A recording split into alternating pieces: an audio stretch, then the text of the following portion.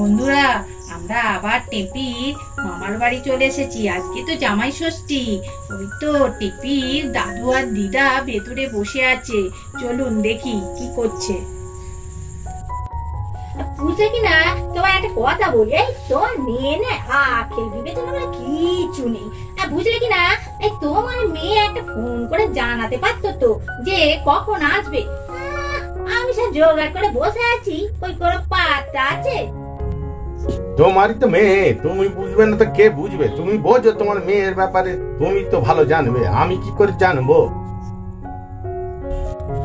বুঝলে কি না, আরে বাবা, আমার শুধু মেয়ে, তোমার মেয়ে নাই নাকি?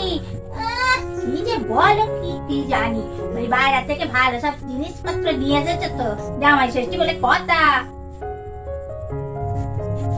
আরে কি আর যে বলো, আরে বাজারে সেরা সব থেকে নিচের দিক দিয়ে দাম বেশি, সেইগুলো নিয়ে এসেছি।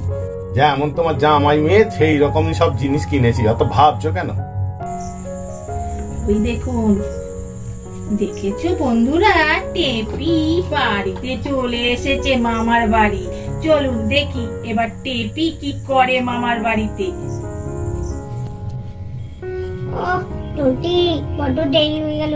ও দিদা, ও দাদু, আমি টেটি তোমাদের টেপি গো, কোথায় গেলে তো? হ্যাঁ, দেখেছো বন্ধুরা, হ্যাঁ, টেপির বাবা নিশ্চয়ই কিছু মনে মনে ভাবছে। শোনা যাক কি মনে মনে ভাবছে। অনেকদিন বাদে শ্বশুর বাড়িতে ষষ্ঠীতে এসেছি, মনে হচ্ছে খাওয়া দাওয়া বেশ ভালোই হবে। কি করবে শ্বশুর এখন জানি না, মটন টটন করবে, আরো কিছু হয়তো হবে। যাই তো দেখি কি করে। ওই গো, চলো। চলো চলো, আমার জানো তো বড্ড লম্বা হাত, তোমার জন্য নিশ্চয় ভালো আয়োজন করে রেখেছে। তাড়াতাড়ি চলো, আমারও খুব খিদে পেয়ে গেছে, পেটটা খাওয়ার জন্য ছোট ডন মারছে, বুঝেছ? চলো তো বাবা, তাড়াতাড়ি যাই। আর আজকে তো বাড়ি থেকে কিছু খেয়েও আসেনি, বাপের বাড়িতে খুব খাবো বলে, বুঝেছ? চলো চলো। হ্যাঁ চলো চলো।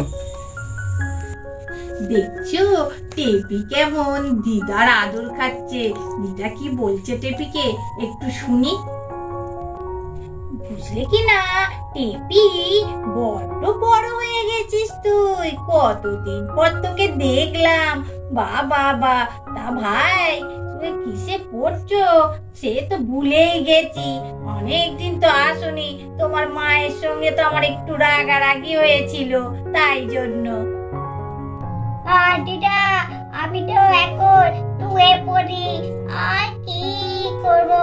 মাকে কত করে বলছিলাম চলো না মামার বাড়ি যাই, মামার বাড়ি যাই। মায়েরও তোমার উপর রাগ হয়েছিল, আর চাইছিল না। জামাই তো দিতে বললে, বাবা মাকে রাজি করালো, তাই জন্যই তো আটা হলো।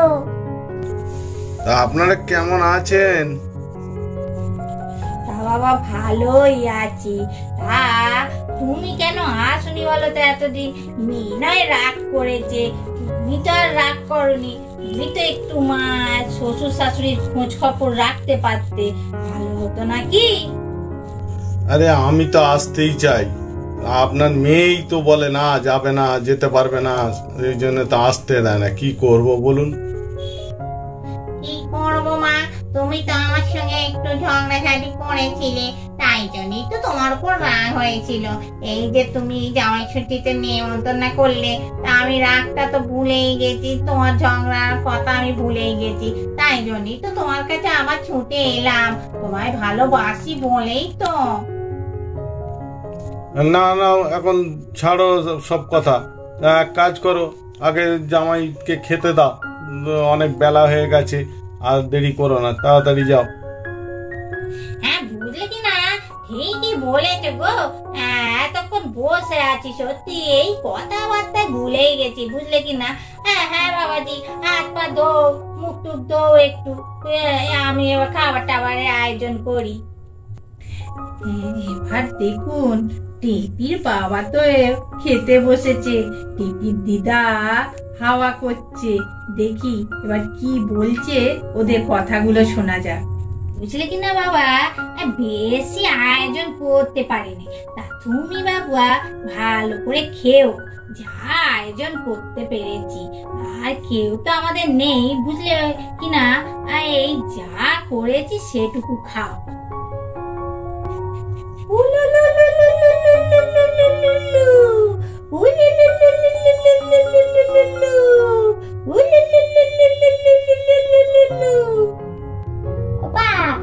দিদা কি উডু দিতে, ওটা উডু ডু ডু ডু ডু ডু উডু ডু ডু ডু, ওটা আবার কি? এই লিখতে বাড়িতে পুরো হয় তখন কি সুন্দর লিখতে, ঠাম্মা বম্মা কত সুন্দর উলু দেয় শুনি। বাবা দিদা উলু দিতেও জানে না। যা জানে তাই দিচ্ছে, কি আর হবে, আশীর্বাদটাই তো আসল। মা এই নিন আপনার শাড়ি।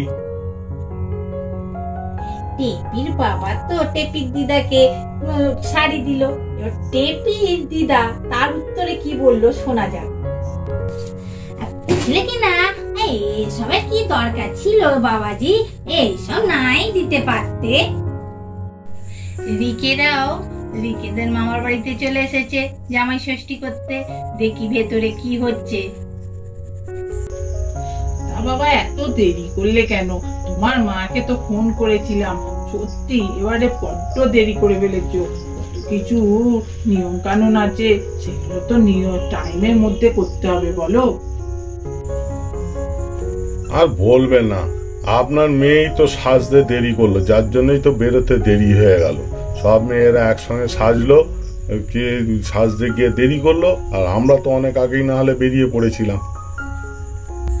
ব্যাস, যত দোষ আমাদের। আমরা সাজবো না একটু? কতদিন পর বাপের বাড়ি আসছি, জামাই ষষ্ঠী বলে কথা, একটু সেজে গুজে না এলে হয় নাকি? আর যদি না সেজে অমনি আসি তখনও তো বলবে। নাও বাবা, আর ঠিক মতন খাও, যা দিয়েছিস সব পরিষ্কার করে খেয়ে নিও।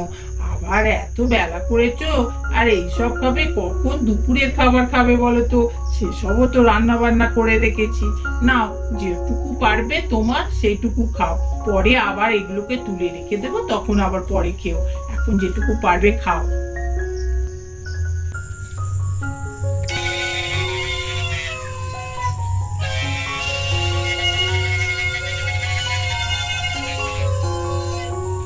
মা নিন শাড়িটা।